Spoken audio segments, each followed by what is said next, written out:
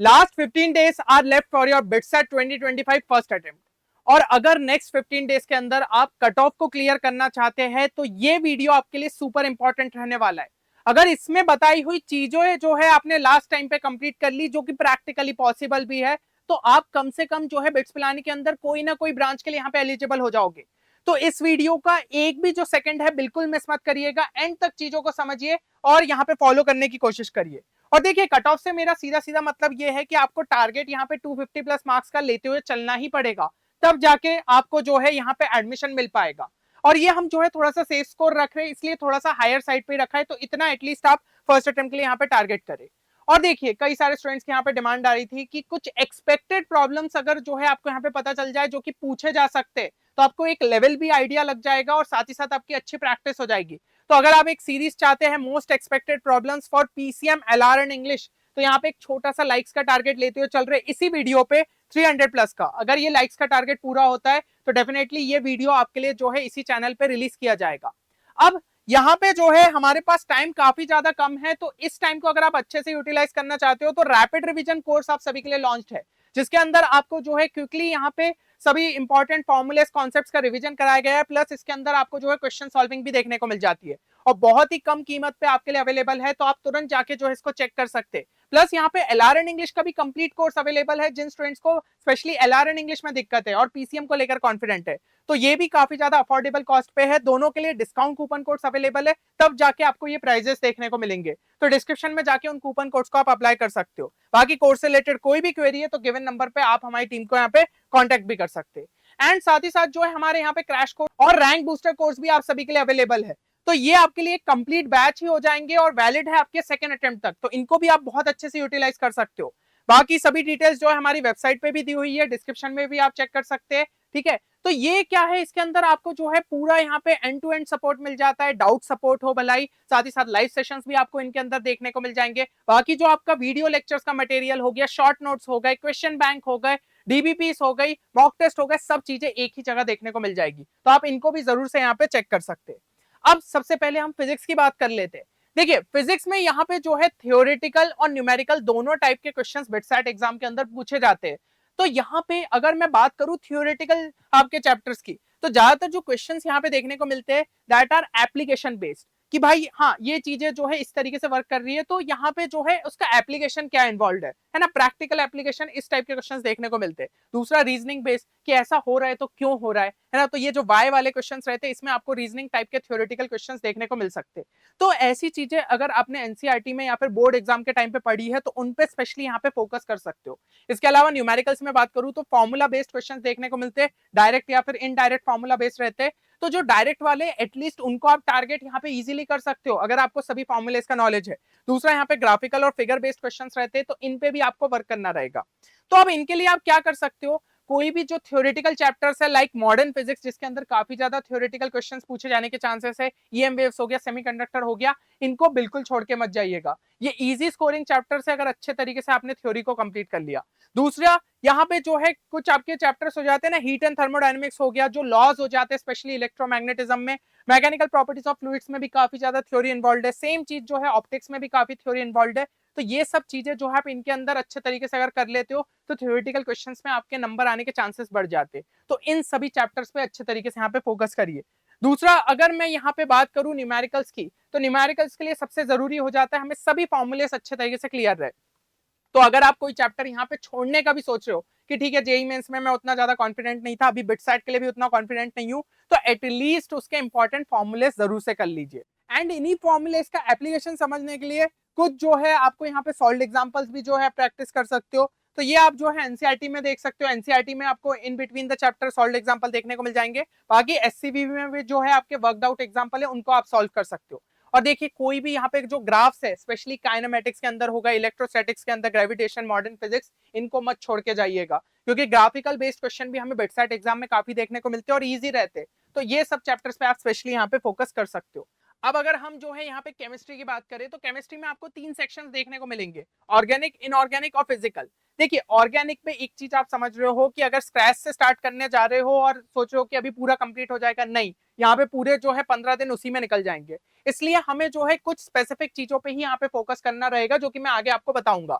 Inorganic में क्या करना है, जो आपके यहाँ पे रटने वाले चैप्टर्स है उनको आप बहुत इजीली कर सकते हो, तो उन पे थोड़ा ज्यादा फोकस कर लेना। इसके अलावा फिजिकल में बात करूं, फॉर्मूला बेस्ड क्वेश्चन अभी के टाइम पे जो है सॉल्व कर सकते हो अगर आपने पूरे चैप्टर्स उतने अच्छे से नहीं करे हैं तो अब सबसे पहले ऑर्गेनिक की बात कर लूं। नॉमेनक्लेचर आइसोमेरिज्म जो है जितना अच्छे से कर सकते हो कर लो, साथ ही साथ जीओसी कर लो, क्योंकि ये बेस है आपके ऑर्गेनिक केमिस्ट्री का। तो बाकी चैप्टर्स में भलाई चीजें उतनी नहीं आती, अगर ये तीनों भी आपका जो है एक बेसिक अच्छे लेवल पे तैयार है तो इनको आप जो है यहाँ पे स्कोर निकाल सकते हो। देन यहाँ पे जितने भी इंपॉर्टेंट नेम रिएक्शंस और फंक्शनल ग्रुप टेस्ट है आपके बचे हुए चैप्टर्स के, जैसे कि एल्कोहल फिनॉल ईथर हो गया, एल्डिहाइड कीटोन हो गया, हाइड्रोकार्बन हो गया, इसमें जितनी भी इंपॉर्टेंट चीजें आ रही है सब अच्छे से करके जाइए। भलाई पूरे चैप्टर पे उतना फोकस नहीं कर रहे हो, आपको हो सकता है डायरेक्ट यहाँ पे नेम रिएक्शन पूछ ली जाए कि रिएक्शन दी है इसमें से कौन सी नेम रिएक्शन है, तो इस टाइप के बेसिक क्वेश्चंस आपसे छूटने नहीं चाहिए।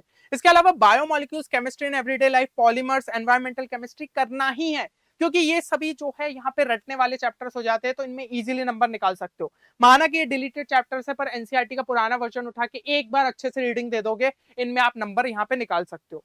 अब अगर हम जो है नेक्स्ट यहाँ पे बात करें इनऑर्गेनिक केमिस्ट्री की, तो इसके लिए पीरियोडिसिटी एक बेसिक चैप्टर है, तो वो तो करना ही है, उसको मत छोड़ के जाइएगा, क्योंकि उसी के बेसिस पे आप कई सारे क्वेश्चन यहाँ पे अटेम्प्ट कर सकते हो। देन केमिकल बॉन्डिंग हो गया, कोऑर्डिनेशन हो गया, तो केमिस्ट्री का अगर कोई भी एक आधा वन शॉट अच्छे तरीके से देख लोगे तो ये चैप्टर्स में भी आप काफी सारे क्वेश्चंस यहाँ पे अटेम्प्ट कर सकते हो, तो इसको अच्छे से कर लिया। बाकी सभी जो है रटने वाले चैप्टर है, hydrogen, S block, D and F block, metallurgy, तो इनको जो है जरूर से यहाँ पे अच्छे से पढ़ लो, है ना। ये रटने वाले चैप्टर्स बिल्कुल मत छोड़ के जाइएगा, क्योंकि इनमें कम एफर्ट डालने हैं और आपको यहाँ पे ज्यादा मार्क्स गेन कर सकते हो। फिर यहाँ पे अगर फिजिकल की बात करें तो फॉर्मुलेस अच्छे तरीके से यहाँ पे पढ़ लेने हैं, कोई भी इसके जो है फॉर्मुलेस नहीं छोड़ने, इवन चैप्टर छोड़ के जा रहे हो तो फॉर्मुलेस अच्छे से देख के जाओ। जितने सॉल्व एग्जांपल एनसीईआरटी के उनको देख लो, एनसीईआरटी एग्जाम्पलर प्रॉब्लम सॉल्व कर लो, तो न्यूमेरिकल्स भी आपके स्ट्रांग हो जाएंगे। ग्राफ्स देख लेना, specially chemical kinetics, thermo, solution, state of matter, इनमें जो जो भी आपके ग्राफ्स यहाँ पे दिए। और थ्योरेटिकल और easy chapters like surface chemistry, ठीक है, फिर रेडॉक्स भी आपका काफी इजी पड़ता है, मोल कॉन्सेप्ट बेसिक चैप्टर है उसको कर लिया, एटॉमिक स्ट्रक्चर, तो इनको अच्छे से कर लेना, क्योंकि मॉडर्न फिजिक्स में जितनी चीजें पढ़ रहे हो उसमें से बहुत सारी चीजें एटॉमिक स्ट्रक्चर में भी है, तो जब कॉमन चैप्टर्स रहेंगे तो वो भी आपके लिए यूजफुल साबित हो जाते, तो इन चीजों पे आप फोकस कर लीजिए।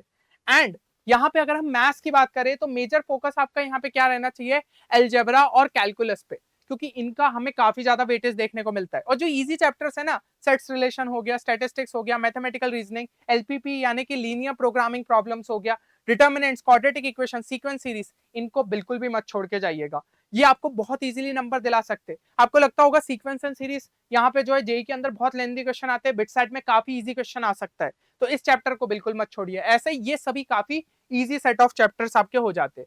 और अगर हम बात करें यहाँ पे वेक्टर्स, 3D और ट्रिग्नोमेट्री की, तो मेजॉरिटी यहाँ पे फॉर्मूला बेस्ड क्वेश्चन देखने को मिलते हैं, बहुत ज्यादा दिमाग नहीं लगाना पड़ता है, तो इन चैप्टर्स के अंदर जितने इंपॉर्टेंट फॉर्मूले से सबको अच्छे तरीके से यहाँ पे कर लीजिए।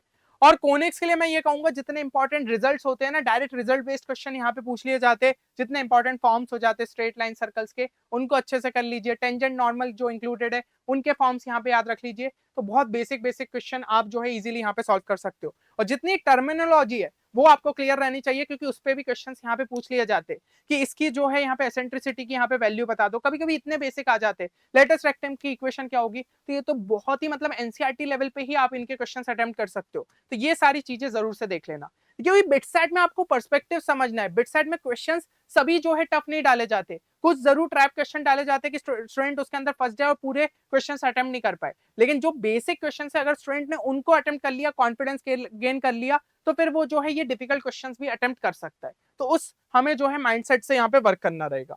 और इसके अलावा जितने भी इंपॉर्टेंट फॉर्मुलेस प्रॉपर्टीज हो गई ना दूसरे चैप्टर्स की, उनको भी अच्छे से कर लीजिए with the help of solved examples, ठीक है। सॉल्व्ड एग्जांपल्स आपको कई सारे आर डी शर्मा में देखने को मिल जाएंगे, थोड़े एडवांस लेवल पे जाना है तो यहाँ पे आप अरियंत भी उठा सकते हो। और मेजर चैलेंज जो कि मैथ्स में हमें देखने को मिलता है वो स्पीड का रहता है, क्योंकि क्वेश्चंस में यहाँ पे टाइम लग जाता है, थोड़े लेंथी क्वेश्चंस आते हैं, तो इसके लिए भी आप क्या कर सकते हो, अपने कैलकुलेशन स्पीड पे ज्यादा से ज्यादा वर्क करो, और जहां पॉसिबल रहे वहां शॉर्ट ट्रिक्स अप्लाई करना लगाओ। अब शॉर्ट ट्रिक्स अगर आपको नहीं समझ में आ रही है तो यहाँ पे हमने ऑलरेडी जो है एक प्लेलिस्ट तैयार करके रखी है, जहां पे आपको बताया जा रहा है कि किस तरीके से शॉर्ट ट्रिक्स आप यूज कर सकते हो। इसके अलावा जो कि मैंने आपको बताया ना, rank booster course, crash course के अंदर हमने कई सारी शॉर्ट ट्रिक्स मैथ्स की कवर करी गई है, तो वो भी आपके लिए काफी ज्यादा यूजफुल साबित हो सकता है, तो आप उनको भी जरूर से यहाँ पे चेक कर सकते हैं।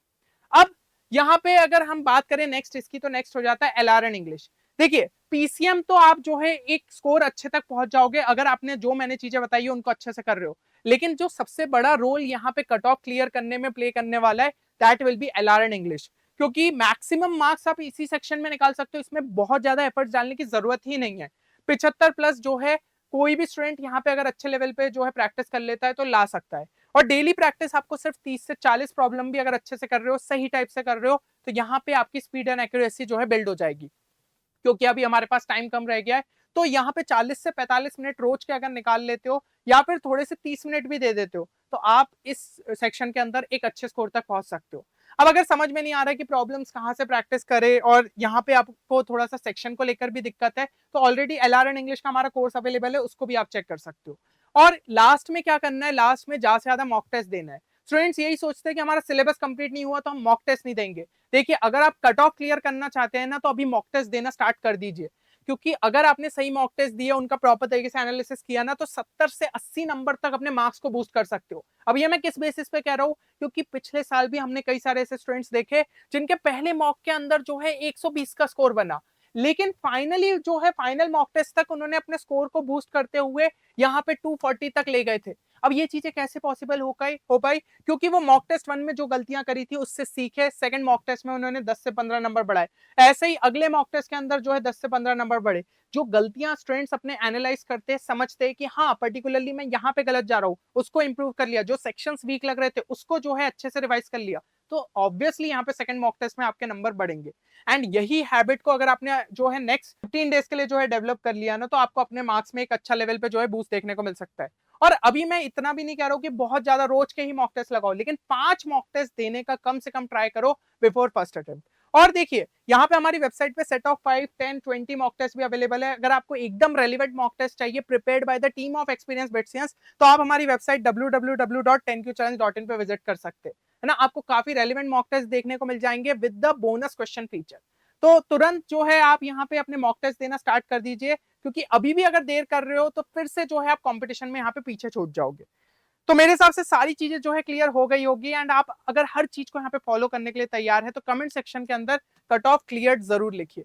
क्लियर्ड मैं इसलिए बोल रहा हूँ क्योंकि एक पॉजिटिव मैनिफेस्टेशन आपको अपने अंदर डेवलप करना होगा। अभी से ही ये चीज जो है अपने माइंड को यहाँ पे सिखा दो कि भाई कट ऑफ क्लियर करना ही है, मुझे फर्स्ट अटेम्प्ट में कट ऑफ क्लियर करना है और सेकंड अटेम्प्ट में उसी मार्क्स को अच्छे लेवल पे बूस्ट करना है, ताकि बिट्स पिलानी के अंदर एक बढ़िया ब्रांच जो है मुझे यहाँ पे मिल पाए। और अगर ये माइंडसेट आपका तैयार हो गया, तो कोई भी आपको जो है फ्यूचर बिट्सियन बनने से नहीं रोक सकता। चलिए, उम्मीद करता हूँ ये वीडियो आप सभी के लिए बेनिफिशियल साबित होगा। मिलते हैं नेक्स्ट वीडियो में, तब तक के लिए take care and good bye.